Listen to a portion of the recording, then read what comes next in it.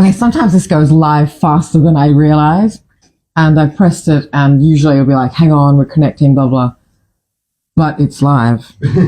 And it's live before I even know it. Right, okay, look, wait a minute. First of all, I've got to keep checking. Okay, microphone's on. It's at a weird angle. I'm going to put it up here. Right. Good morning. Nice. Good morning, everybody. Yes. I know that we perhaps should check this prior to going on, but what's the fun in that? This is live. Good morning. It is Monday. I can't recall the date, so we will find that out. It's Monday, 25th of September. I swear it was just Monday, not the 25th of September, and something early on in like just yesterday. September has gone by. And we say this every day. Well, I do. Every month, every week, every day, every year. Everything just whizzes past, and you think, am I not being in the present? Am I not mindful of the present? That every day is just rushing past me. But I don't think that's really human beings' problem. It's just that we've got so much information to process, and then not just information. You know, the world is literally faster. Literally faster. There's a quickening. It's science will explain. Go science. Go Google science or science. I shouldn't say Google. Google I just use now as I think everybody does, as the word we use to say go search on a search engine. Yeah, right. And Google is the primary. Find out for yourself. Yes, find out for yourself. Go Google. When I know that there's a lot of other search engines, but look, who cares about them? Oh, sorry, I'm sure they're very good. Like Bing insists on trying to assert itself. It's like, no, Bing, I don't want you on my laptop. I like my Microsoft, but I don't want your Bing. I like Google. I'm a bit of a boring old person. I'm a bit fixed. Anyway, it's news hour, maybe. If Dwayne's lucky, it won't be. If you're lucky, it may be. But the first... Look, we know the state of the world, right? We know the state of the world. We all know that the world isn't ideal, and it's certainly not geared for human beings to have a peaceful, stress-free life. So, because of that, we're going to start with important news. Rugby. Wow. Reason why I'm wearing red, Dwayne's wearing blue, because Toso Viti. Increased chances today. Okay, so we'll just explain. I'm wearing red. Fiji didn't play rugby this morning. It was Wales versus Australia. And Wales did it for Fiji. Wales.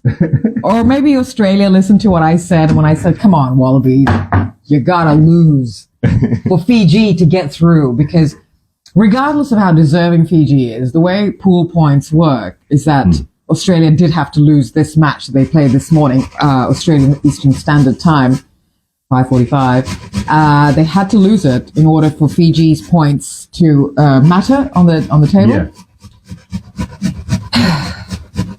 Well, wow, the Australians really took a fall. The Wallabies really lost. I mean, they lost. They really, really lost. 40-6. And it's. I feel very sad for the Fijian origin, Fijian ancestry players on the Wallabies team, but kind of not really. And because they're Wallabies, okay? They're not Fijians playing. These are Wallabies. This team, why I feel sad is because this team actually had some cohesion despite that idiot who is coaching them. Despite what he is. What a cocky guy. Cocky for nothing.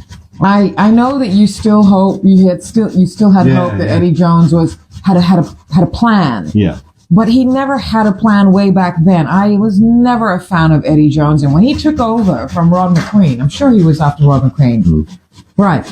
I saw the fall of it. It's just that something about him he doesn't understand that as a coach, he has the honor of being the coach of the team. He seems to think that the team's just got to, he owns, he's their boss. When you go into anything with a boss mentality, you're a failure, full stop. A leader and a boss are two very different things. A boss needs to, and then a boss is the one who goes out there and in public says, well, it's the team's fault. I don't know what's wrong with them. The coach of a team should know their DNA, should know their every breath and movement during a build-up. You're so hot. Oh. There's the rugby journalist. Yeah, well, I am, okay, some housekeeping backstory if you don't know before. The reason I do, I speak very passionately about rugby is that both Joanne and I are rugby fans. We come from a rugby-loving country where rugby is almost the third thing that, or the other religion. And also because I've grown up in various countries like England and India, and I went to school in Brisbane, Australia, etc., living in Australia for the last 2 decades, and I was a rugby journalist.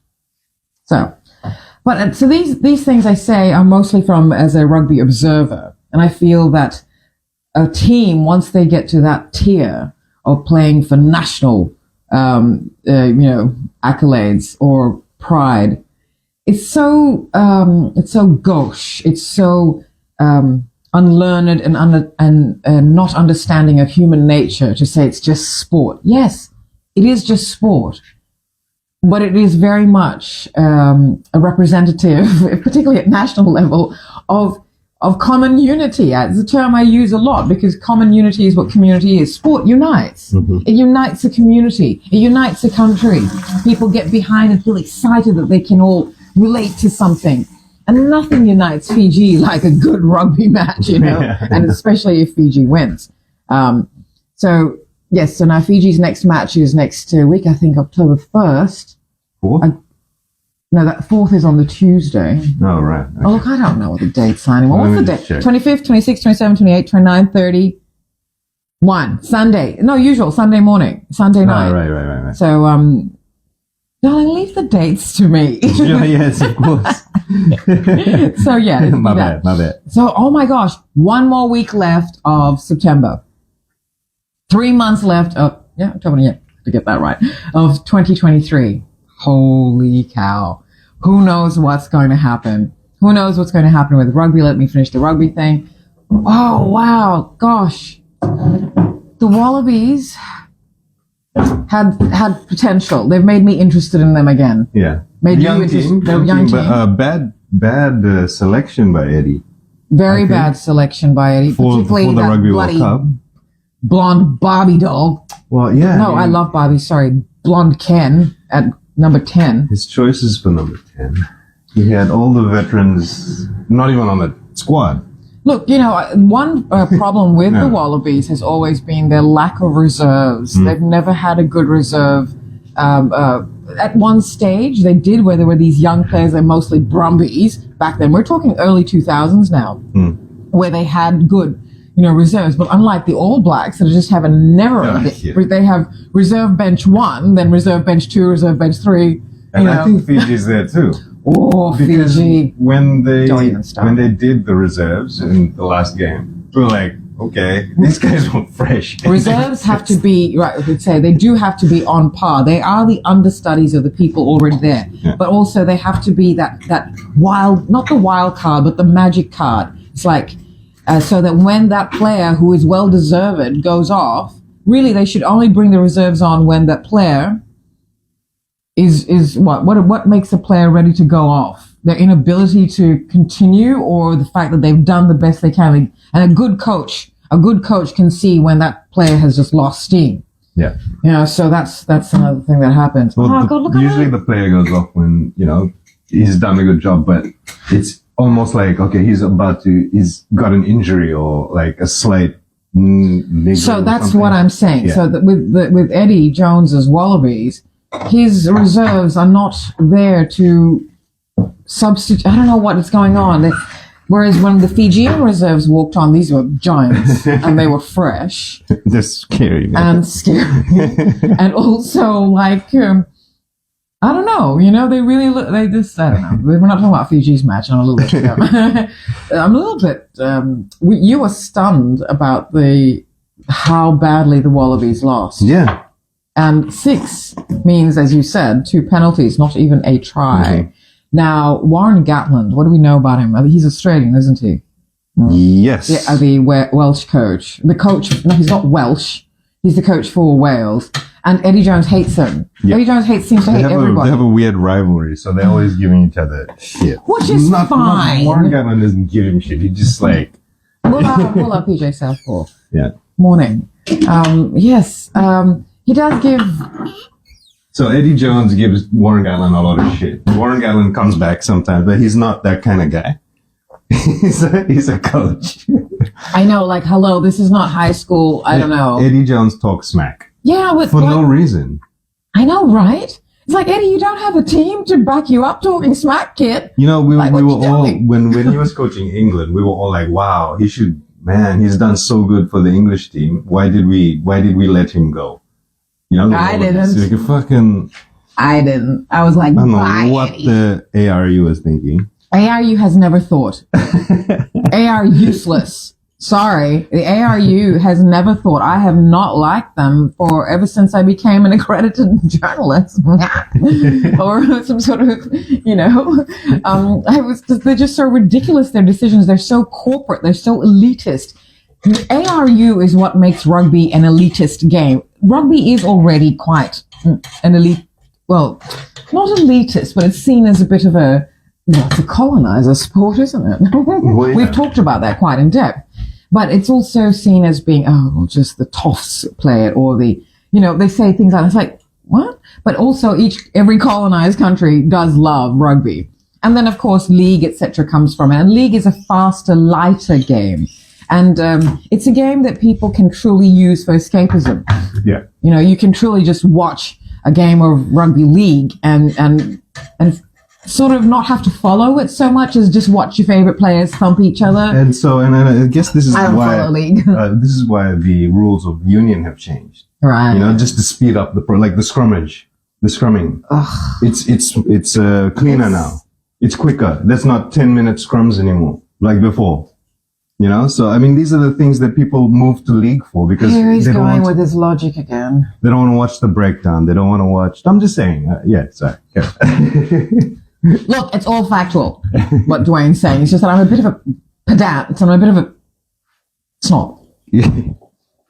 And I really love the intricacies and ridiculous, hour-long scrums and tactical maneuvers, which really look like, what are you guys doing other than sledging yourself in the scrum? We like it because we know what's happening. We know the battle that's going on in the scrum. So a lot of people don't like that shit. They get bored. They're like, what the fuck is going on? Hurry up to the scrum. Let's play some games. Pack against pack, They want to see the running. They want to see the passing. They want to see the flair of rugby.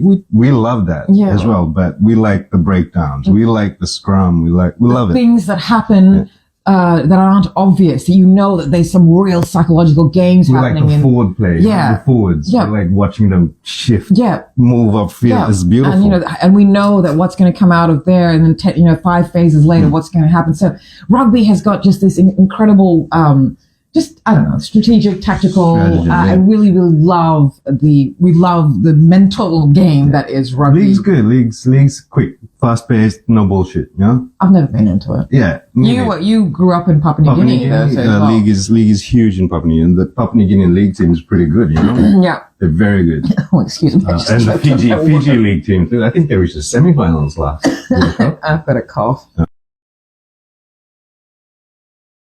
Sorry about that. I had to cough and wash my hands, etc., so I didn't think I'd bore you with all those noises. PJ Southpaw has said something. No, I don't agree. Absolutely your opinion, but Quade Cooper has lost it. Yeah. Quade Cooper. I don't think he would have made a difference. No, Quade Cooper would not have made a difference. Quade Cooper's spirit was broken by Robbie Deans, and the fact that he doesn't quite have the mentality. He's got raw skill. That's my learned and educated response to that. Quade Cooper has flair, but he doesn't quite have the intestinal fortitude that allows a grounding to happen and calmness. When he needs to be on, he can't bring himself to be on. And that's when you're at Wallaby level, you cannot then wait for it to kick in. You've got to be stage ready. And Quade Cooper is never stage ready. As for Michael Hooper, look, he makes a difference. He's a good captain in that regard, that as the captain of the Fiji team. Waisea Levu, he's solid, he's grounded, like John Eales was for the Wallabies back in the early noughties.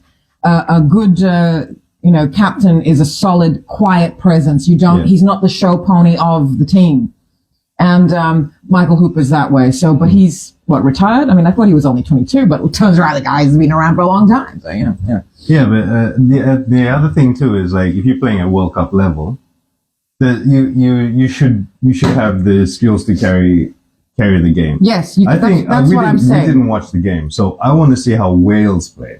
We didn't wake up in time because we would have set our alarm if it was Fiji. We wouldn't have slept. But we were going to watch the Wales versus Australia game, and but we weren't. We will watch the highlights. But I read, I think that I didn't want to watch it because I would be really disappointed for Fiji, and I have to confess that for me, I really needed Wales to win, but I didn't want the Wallabies to lose this, especially not this badly. Yeah. And just saying something that PJ Hooligan said, you can't hear me because we were coughing. I was coughing. That's why I turned the microphone off.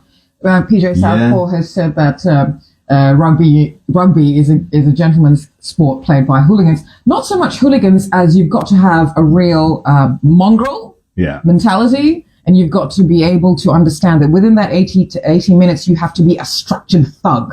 You have got to have fear. I think that's just a quote that's been around for a while. Yes. Because, so the quote is, rugby is a gentleman's game played by hooligans, and football is a hooligan's game played by gentlemen. Oh, that's nice. Yeah. I kind of agree with that. Yeah. No?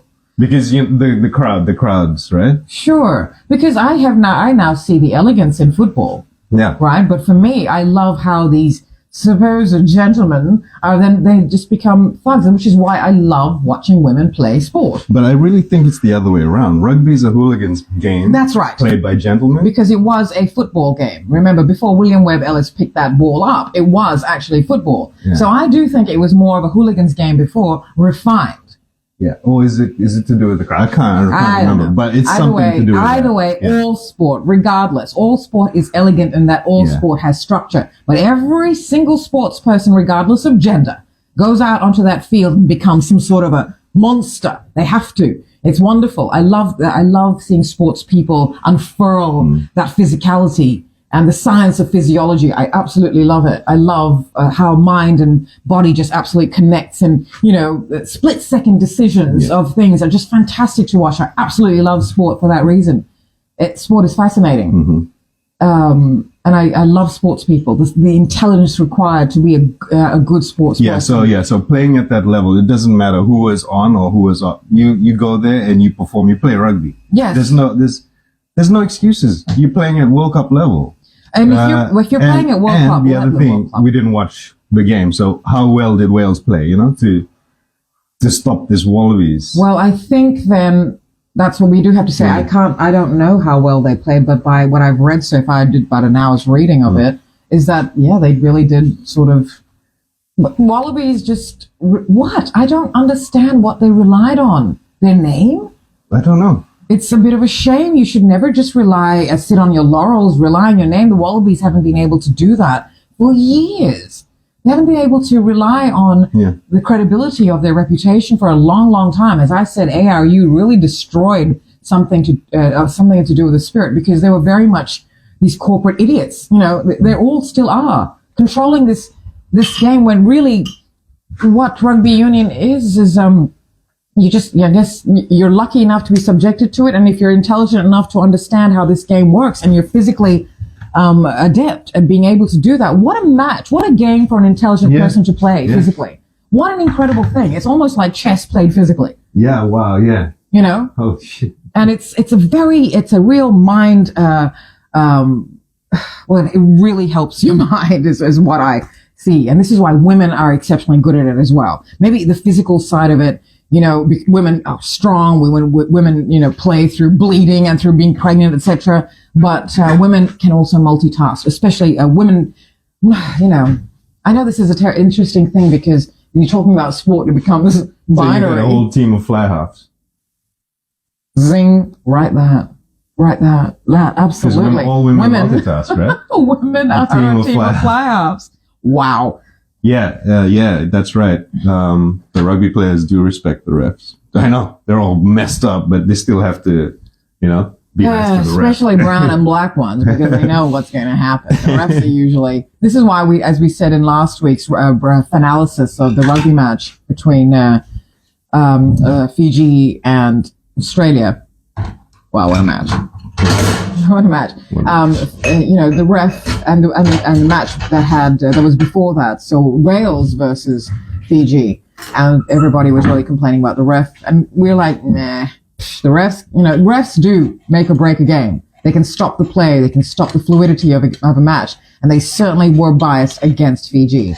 And so people were like, oh, it's not fair to have, I don't know. Sometimes, I don't know, you just don't know. Yes, it's unfair. It's just, I guess as brown people, we already see that disadvantage. We already go, shit, this ref's gonna not, oh well, just do the best you can. For me, it's not really about winning. It never is about winning. It's about being absolutely the most exemplary you can be. Because there are all sorts of factors at play here. And if you want it in such a way that you know it now, but it's right now, and it's before. And that's the thing. So the Wallabies seem like they don't want it. They don't want it. Yes. That's what I'm saying. There's something wrong here that they don't want to, address. Yeah, you can blame the coach all day, but you're playing rugby. The coach cannot blame the players, though. Yeah, I know, all day long. But are the players there to play to win?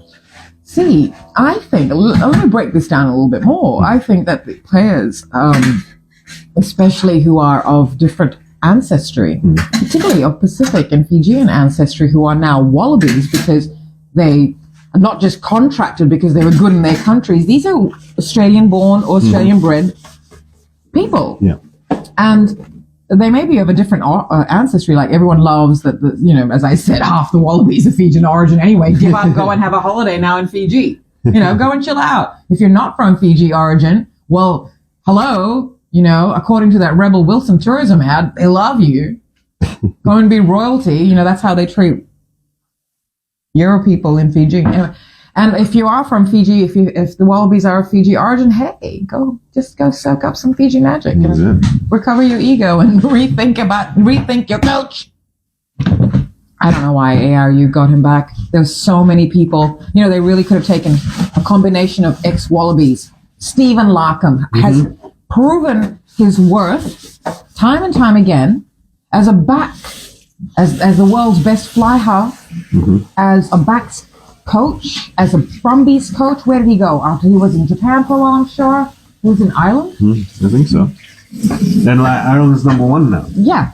Number one team in the world. And as a back, he always respected the forwards. He played really, his strategy was always like be in conjunction with the forwards, because of course the fly half is the psychic person who is the first person from the scrum half, and the scrum is the scrum is the walkie-talkie of the scrum the scrum half is the walkie-talkie of the scrum, right? Yeah. So Larkham should have been brought onto the coaching team. Phil Kearns, legendary hooker and a great commentator now. And I know I have said this to people, especially men, because there's a lot of guys, darling, who don't really like listening to rugby from me. Yeah, sure, of course. They don't like, even if they do listen to what I say, because you can't discount the fact that I was a rugby journalist and I have been immersed in rugby for a long, long time. And so they can't discount me, but they will try and mansplain me. And they will say things like, no, not Larkham, not this. I'm like, oh my God, okay. Right. So it's an interesting thing that people, especially men or males, say, even the ones who try to respect the fact that you can't really get one over me, because not just that I am who I am rugby-wise, but my ex-partner used to be he was a rugby coach, he was a first-grade rugby player, et cetera, and then you can deconstruct and dissect rugby. Yeah. I mean, like, I'm not a professional. I've never played rugby or anything. But I love the game. And also, he's a natural athlete. So natural athletes have appreciation for sport. And I know what I know. That's it.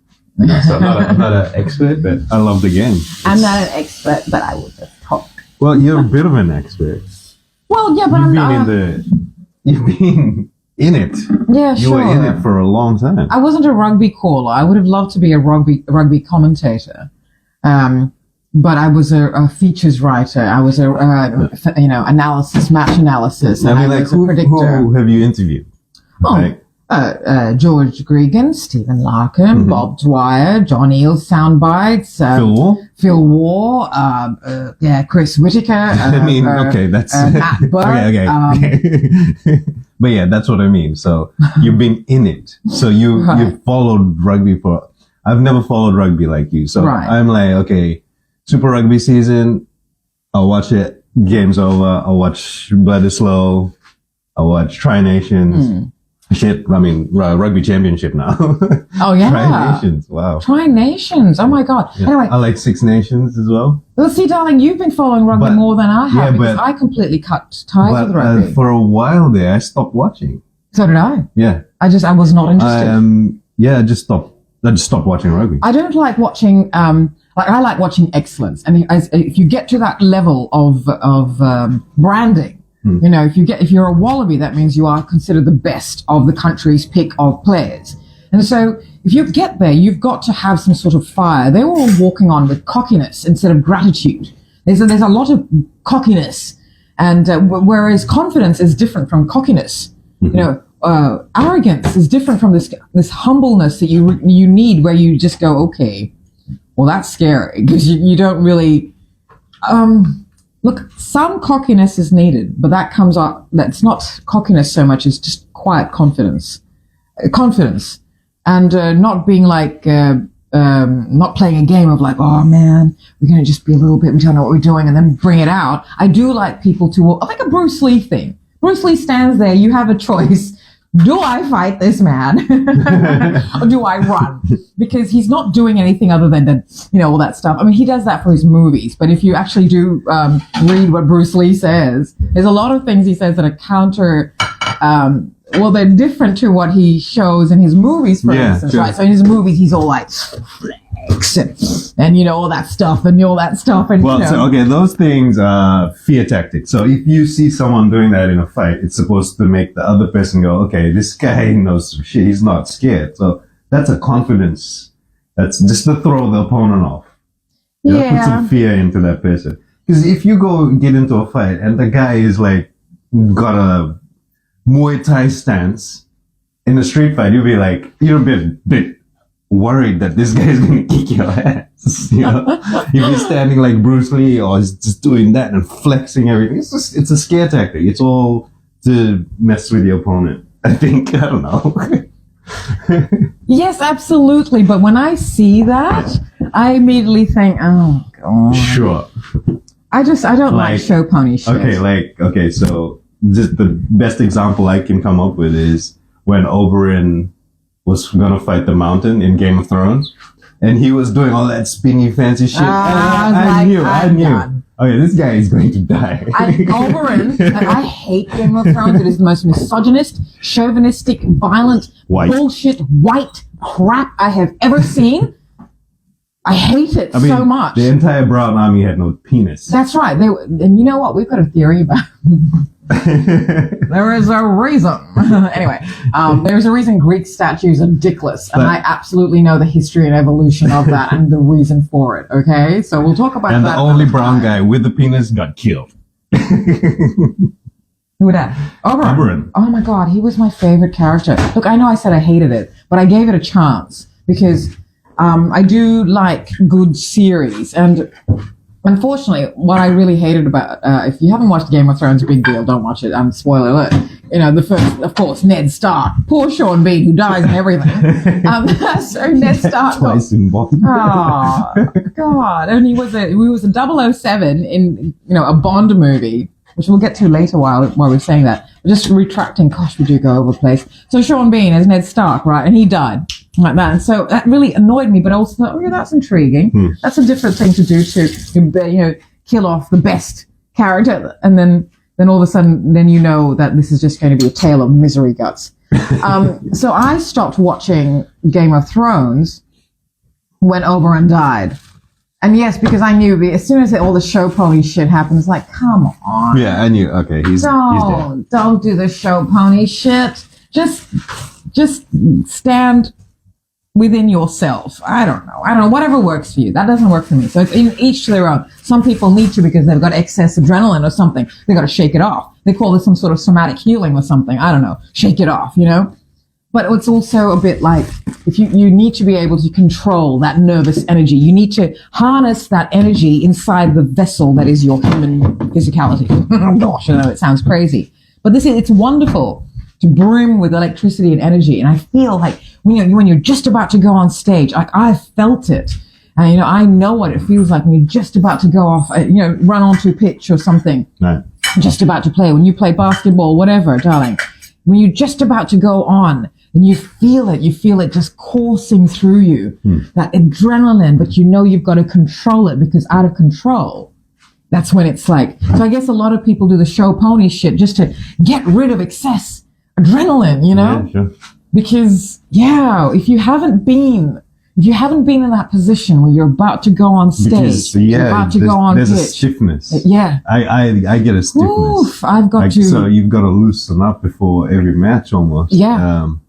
Yeah. Because that adrenaline is. Because I get stage fright, right? So so when I go and perform or something, I almost freeze up. I can't move. My muscles just, and everything, not just sport. Everything I've performed in. Well, I do too. Yeah, despite really freeze, Despite being on stage, as a dancer since I was 4, I still kind of feel vomity every time I have to go on stage. Sure, yeah. I freak out every time. Doesn't matter where I am or what I'm doing. I may have been doing something I've been doing since, for as long as I've been alive. But as soon as I actually, I'm about to go on stage, I want to vomit. Don't tell anyone, all right? This is between you and me. This is because I don't like audience is to know that I was just like, oh my God, I can't do this. I'm a failure. I was an imposter. Oh my God, blah, blah. Hello. So that's what everybody really does. You use that adrenaline to fuel you. Just to make sure you're alert and you're sharp and you're in the moment. Yeah. That's what adrenaline really, really does. And you have got to be able to get a control of that. You've got to be able to harness that energy and be able to, are we still on? Yeah, I'm just checking. Okay, sorry. So, hi, Randy. So just my friend Randy is just, we're in 2 different parts of the world and saying what we're talking about. Well, everything we talk about, I especially do this thing because I think everything is connected anyway. I know. Everything is connected. So for me, sport is not separate to everybody else's lives. That, if you're not into sport, you're not into sport. Sport is just a condensed version of life in so many ways and a healthy form of competition. Because I don't like competition unless it's for purpose. So we were talking about Oberon, but I think we finished about that. We were talking about rugby. So we weren't actually really talking about rugby. We are talking about news headlines. So that was the one I wanted to lead with because the world's still shit, by the way. Rupert Murdoch, he's retired. Doesn't matter because Lachlan Murdoch, his son, has taken over. And all the world's, all the people who are like Rupert Murdoch are all saying, oh, what a pity, what a great man, blah, blah, blah, blah, blah. It's like, of course you guys would think that. So he's responsible directly for so much damage in the world. This evil. Anyway, we'll get to the news headlines. We will finish on the rugby a little. So what do we have next? What do we have next for Australia? Where does Australia go from here, darling? Oh, yeah. They have to hope Fiji will lose to Georgia and Portugal. Oh, Georgia, yeah. Well, I mean, you can't predict at this stage. Yeah, I'm not going to rule Georgia out. Fiji has to play. Everyone wants to. If this is Pool C, right? Yep. So the Wallabies are out. Unless Georgia beats Fiji or, then it's all a points thing. Well, we'll let you know next week on Monday morning. A week from now, we'll let you know what's happening. So then, but I do. Okay, look, hang on here. So, Rugby World Cup news: Wales has defeated Australia, and the Wallabies will exit the competition in the first round for the first time. So, okay. Oh my gosh! But that's just assuming Fiji beats. Oh look, I think at this stage they're all going. I'm not ruling any team. No, neither am I, because everybody ruled out Fiji. Yeah. Even the Fijian ancestry commentators ruled out Fiji. Everybody ruled out Fiji. Yeah. We didn't. We just, the way, as you had said, watching Fiji play, everywhere else, with other teams, because when teams are not playing for national, for those of you who don't understand a sport or teams or rugby, you're not playing for national teams, you're playing for your club team, not your club team, sorry, Super Rugby level teams, and those are all, teams that are made up of people from all over the region. So, Australian, New Zealand teams are full of Pacific Island teams, and now finally the Pacific Island countries have teams of their own. Fiji has a team of their own, which means they're playing cohesively, as Dwayne says, consistently on an international level. The main difference here is consistently, not randomly and erratically, and not one player playing overseas and then has to come and fit in with a team, and it's different. Usually like the seventh season, the seventh series, and then all the good players get pulled into club rugby, and then, when it's Rugby World Cup time, they pull all these players. Yeah. So that's not. So at least now you've got like cohesion. The Drua team. You've got 6 Drua on the Fiji team. So all these guys have been playing together. Yeah. In the same team. Yep. They've got this, I don't know. Doesn't matter. I think Fiji just plays rugby like that. Well, they also do. The Fiji does is they're naturally athletic. Yeah. That's the difference. But also, now they're modern players. Yeah. They're urban, international, global players. I'm so happy. Me too. This is happening. But I feel very sad for the Wallabies. Not now. Do I? No, I feel sad for the individual players, and I feel sad for what this means for funding for young people. And I actually, one thing I think is going to happen. Maybe the Wallaroos will finally start getting attention from AR Useless. No, let's see. I had to cut ties with ARU and rugby when they made the decision to make a New Zealander an Australian national coach. At national level, no. I really, really do. As perhaps you think, perhaps it's a difference of as a woman, you're just putting emotion into it. Everything is emotion. Everything is emotion. And there's nothing more emotional than a man whose team has lost. Mm-hmm. Not you, darling, but all those, particularly those people. I mean, my gosh. Everything is emotion. Politics is won on emotion. Sports is about emotion. God. And I think it's really important to have a coach who believes in you. Not just believes, but knows. And like the Fiji coach, Simon Rewa-Lui, who is an ex-player, which, Eddie Jones played at club level, which doesn't always necessarily mean anything, because I feel like, hell, give me a chance. I could coach the Wallabies. But then I wouldn't want to, because I'd want to just go and sort of be the media publicist for hello, Fiji Rugby, if you need a publicist. I have a media agency and a public relations agency. And, I'm a great writer. And, so what? If I can't now by now say that I'm a good writer. And we have solutions to things. Mm-hmm. Not that they need any. No. Not that you need any solutions. Gosh. So no, forget solutions. I'm just talking media team. We're there. Hey, we have a publication. Yeah, that's right. Anyway, I would, just absolutely. Next World Cup, we're the public relations team. Sure. 4 years. Let's go. So I guess there's other news in the world. Do you want to hear it? This is the news hour. It's the Daily Egg. Good morning. So, half an hour now. I think we started late on rugby. So what do we want to hear? So I'm going to read usually I read a whole, I spend about 3 hours a day reading news. Mm-hmm. And we're going to go, we're restarting. Daily Egg. This is the Daily Egg. That was the Daily Egg. We are restarting One Take News. We did one season of it. And now I'm going to I love reading news live. I like doing anything live. I'm best when I'm not scripted. Scripted, makes me staccato and stunted and I can't flow. Whereas if I have structure, but I'm allowed to just ad-lib and riff and just go for it. Within structure, I'm not a loose cannon. I can't stand that. When you go and have no filter. It's not that I don't have no filter. I'm transparent.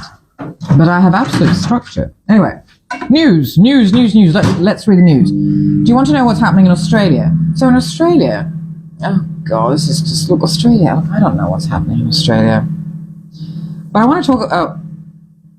There's also youth justice, vaping, jobs plan, mining lawsuit, tiny houses, and I'm reading headlines from the Guardian Australia, and it's all just it's all just depressing shit. You know, there's I don't really know what to say. The world has gone. It's just. But we'll read about vaping because look, Dwayne vapes. And there's no such thing as a safe vape. Okay, let me read this to you because I think this is what's happened here with the whole vaping thing, right?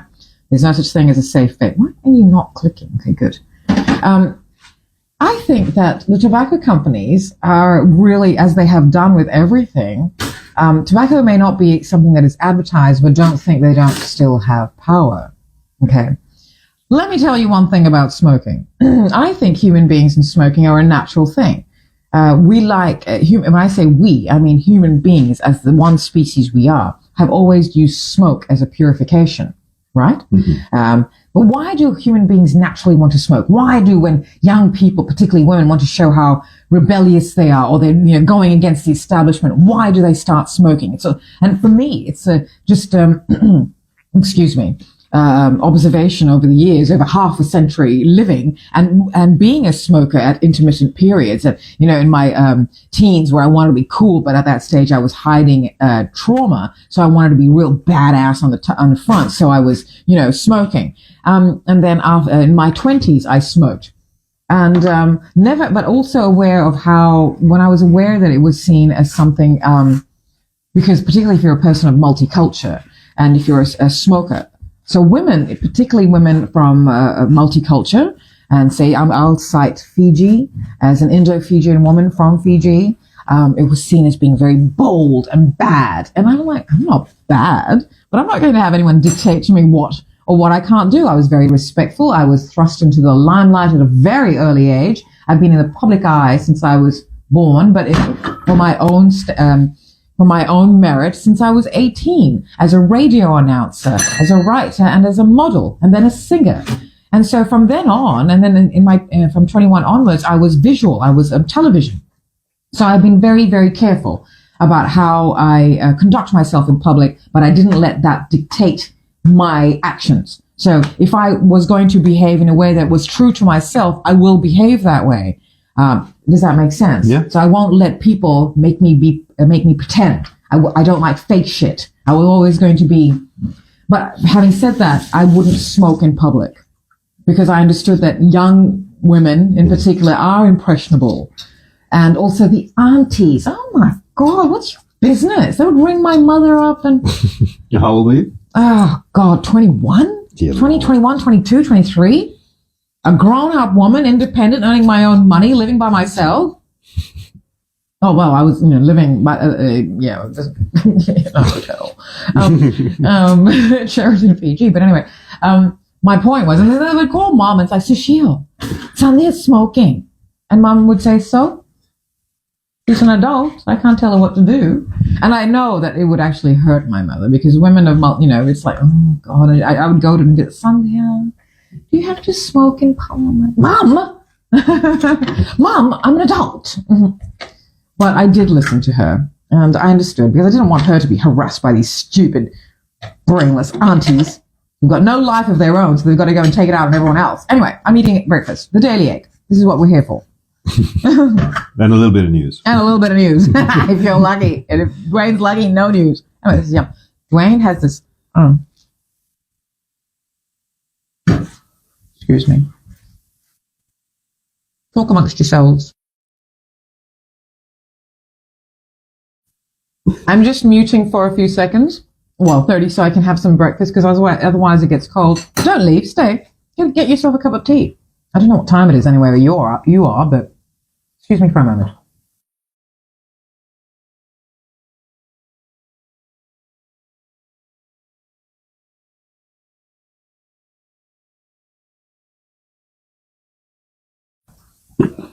Voila.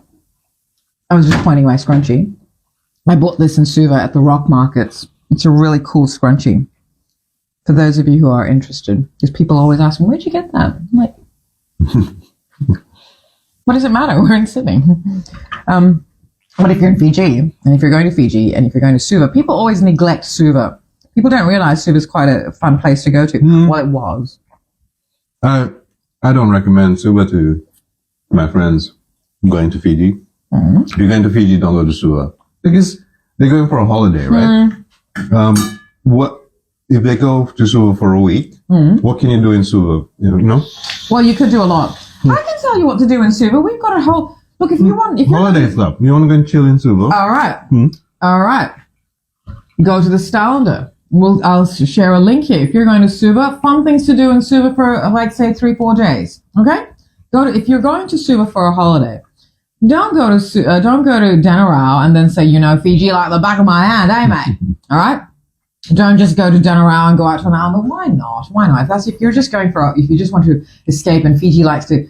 the Expatriate Tourism Fiji Board organization, the white people who are on that, Australians, they love selling selling Fiji as just, a foot bath for weary white people in Australia and New Zealand.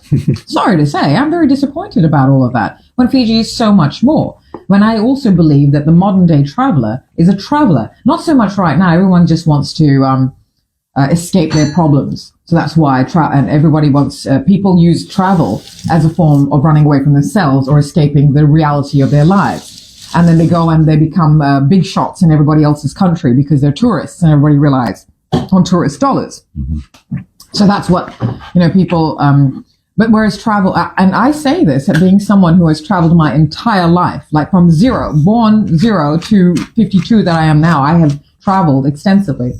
But a lot of it, I do understand it, and I will talk about this quite a lot, is that, because I read something, a meme. Oh, okay, I might as well. Look, let me face it, we're not going to do the news. Maybe tomorrow. Although, as I was saying about One Take News, we are resurrecting that, so perhaps we'll just stick to that, because the Daily Egg is about so much more than just the news headlines. But One Take News is my take, one take on the headlines, doing my head in. And so we do have that on our YouTube channel, season 1 of it, but we will be going back to doing that. So let's just face it. But I might just keep sharing news headlines here if they interest me. But seriously, but I was showing, it was something I saw yesterday, right, from this travel quotes, and I put it on Facebook, and it said, well, you can't read that, but look, it's here. And it says, we travel not to escape life, but for life not to escape us. Look, I call bullshit. Sorry. And I wrote this, right, on Facebook because I knew a lot of my friends would read it. Unfortunately, and I speak from first-hand experience, most people who travel as extensively as they do are running away from themselves. Don't misunderstand me. Travel is beautiful, and I have been traveling regularly since I was born. I have lived a privileged life. I am an explorer, not a points collector. I don't get off on Schadenfreude. Do you know what Schadenfreude is? No. Well, obviously it's German, because look, anything that ends with Freud in German. It means getting off on other people's misfortune. There is an actual term for it. There is actually a term, the opposite of it, but people don't know that. Getting off on people's good fortune, which, I do. But Schadenfreude is getting off on people's misfortune. Isn't that terrible?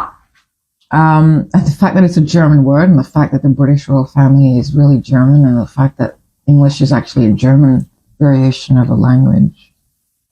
You know who actually won the war? I'm just curious. Who actually won the war? Anyway, there was wars back then. Cold toast. I like cold toast. So I further wrote that I traveled to make that country, that culture, the focus. I am a colourful prop. What I mean by that, excuse me while I chew. I'm just going to shut for 5 seconds. Dwayne just said, well, he's chewing and his microphone's on, but I'm, chewing and talking. Chewing! Anyway, so when I say I'm a colourful prop, if you have been following my account for a while, and if you've been with me on my travels, when I've traveled extensively as I have, so the last few years, I do know what I'm talking about when I say people are running away from themselves. And so what I was saying about, if you have been with my account for a while and you've seen me traveling, etc., I'm always dressed. And, I love where I respect each country I walk on, I step onto. I consider myself an ambassador for where I've come from, where I'm from, and where I am. So I do not dress slovenly, and I don't dress casually and comfortably. You can be comfortable and still look good. You don't have to wear heels. You don't have to wear tight shit. But I can't believe the way people travel dressed in the way they do. Why? Do you not think people of other countries matter? Do you think that they can't see you? Do you think that that's a good way to represent the country you're from? Anyway, so I do. And so I take photographs of myself in these wonderful spots. If you go through my feed later, not now, or, if you go now, come back, then you'll see that I am in various places in the world and I'm dressed and I'm there. But it's to showcase. Oh, am I speaking shit or am I telling? No, you're talking. Or is this just my perspective? Mm-hmm. I don't know. But I respect the country I travel to. I don't just use it like, but what I'm saying is that people tend to just take photographs of themselves. Here I am in wherever country and it's just them. It's like, well, what about the country? You're going to show the country? You're going to show that you're actually where I know that that people are, because people love checking in, right? To show admittedly, I do that too, because there's some sort of wanker, kudos in checking in at, say, I don't know, Taj Mahal at Agra or the Vatican City, Rome. It's wanky. And it's also a little bit like, what a thrill. Like, oh my God, I'm at the Taj Mahal. So you're sharing your excitement. Yes. Almost. Yes. Nice. It's exciting. And look, I'm not saying that people who just go and take photographs of themselves are not excited.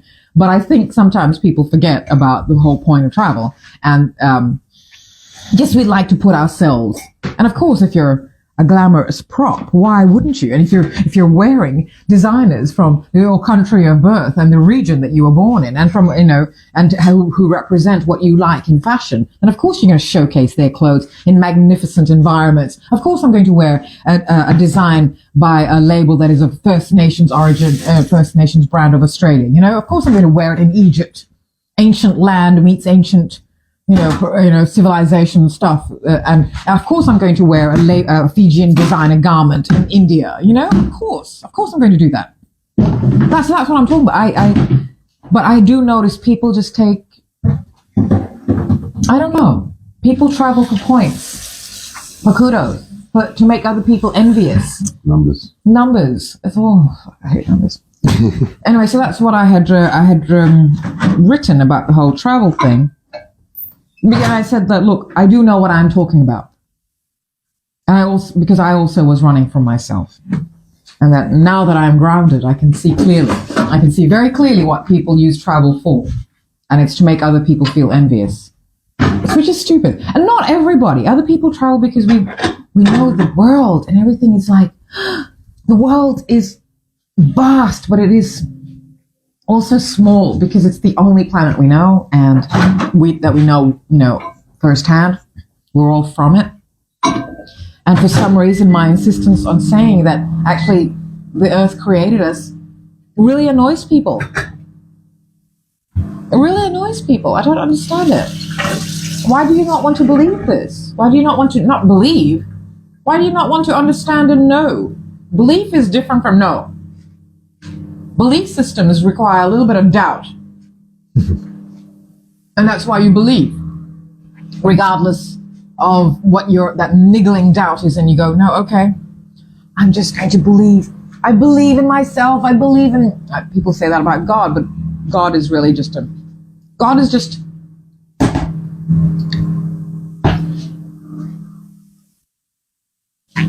But if you know something, that's different. Anyway, I have really gone off tangent here. So I did say no news, but I had written this thing about travel, and I'm not sure why we got into travel.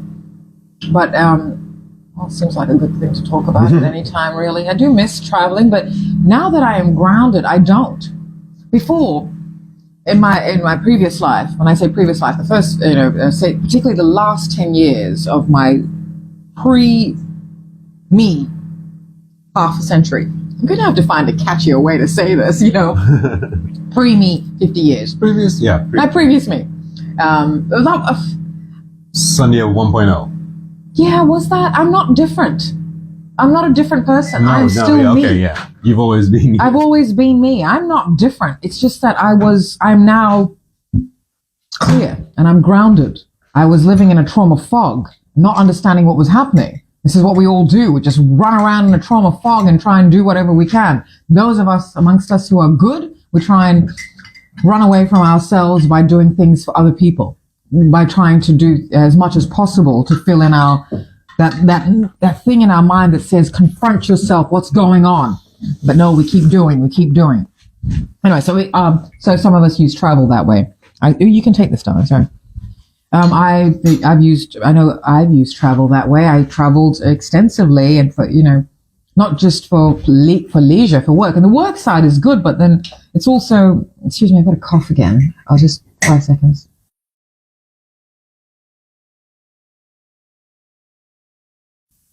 We're very pedantic now about checking that the mic is on because so many times I have forgotten to turn the mute button off.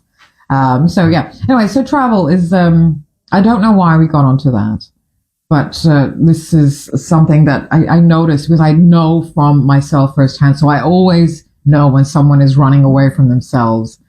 And I now have, I'm just butting out of everybody's thing. I'm just going to say what I say. And it's not so much judgmental. I'm not saying these things out of a judgmental thing.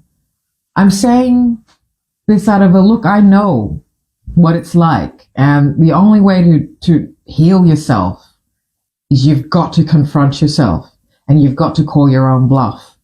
People don't necessarily want to heal. They get to the point where they acknowledge trauma.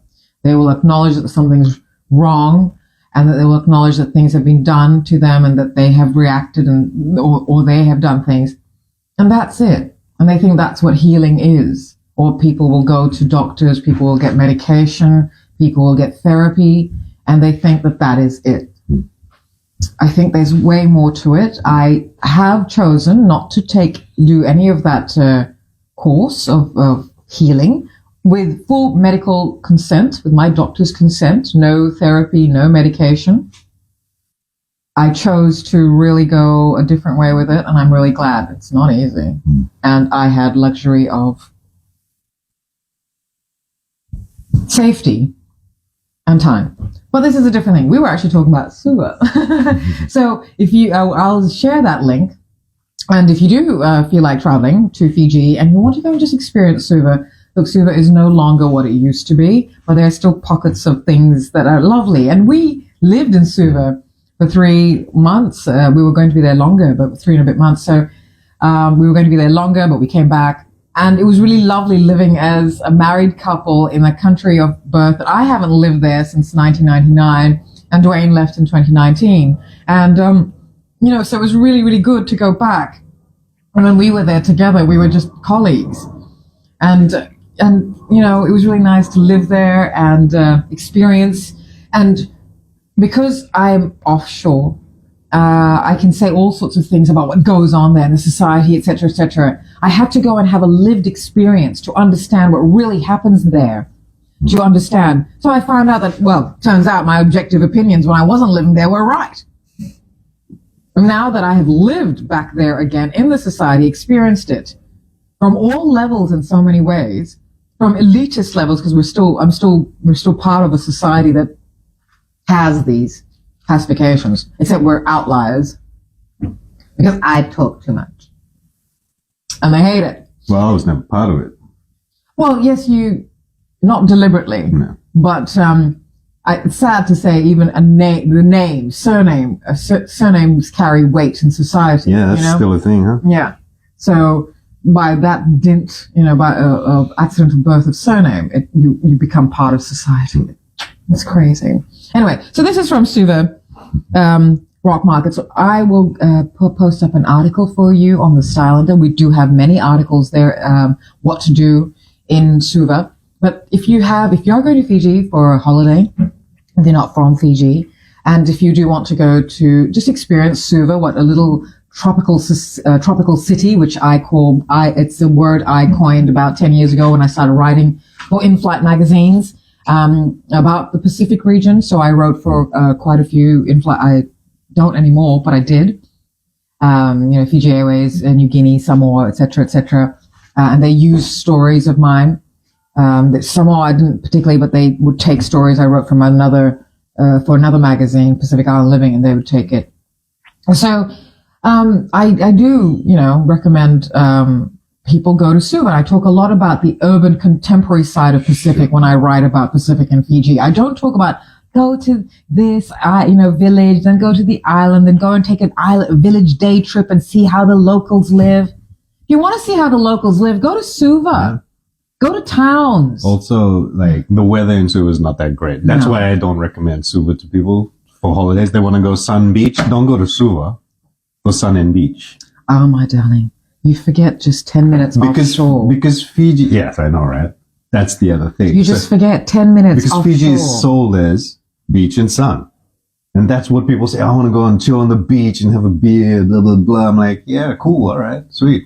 They don't want to go and experience backpackers do. Yeah, they want to go in, but I think they stay in Nandi because all the, but now apparently Fiji's nightclubs, etc., are going to be closed at 1:00. They used to be open to 5. Like, what? Why not in my day? Bloody hell. Back in my day, we had the curfews from the coups and we still were innovative and really confident and creative and not at all conservative. And this was fresh off post-coup times when curfew 11:30.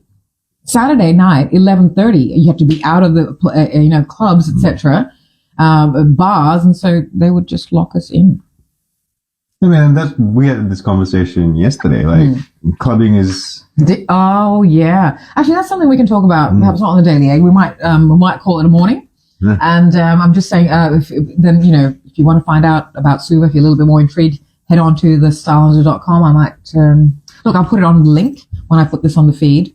I'll put it but the links are all on our bios in our Instagram bios. The links are there, okay? Thank you. And about Suva, what to do in Suva. Yes, but look, you and I experience a lot of sunshine. So every time I'm in Suva, I experience sunshine. I'm always astonished about the rain. I'm like, why is it raining? And everyone looks at me, what planet are you on? It's always raining in Suva. And I don't remember that. Particularly when I lived in Suva, it was always sunshine. It was always sunshine. I always think of it as a rainforest. Suva is a rainforest. Suva is luscious. It's beautiful. There is a delicious rainforest up there further, which you and I have spent some lovely afternoons. I listened to jazz. Ben Masiroa, one of the best musicians or the young musicians in a country full of legends. Legend musicians. And we saw him play with some legends. Yes. Lots of all that on the Style Under soon, because September is dedicated to Papua New Guinea because it coincides with September is when Papua New Guinea's Independence Day is, September 16th to be precise, and I think it was 1975 when they gained independence from Australia. Now October is Fiji's Independence Month, Fiji's Independence Day, 10th of October.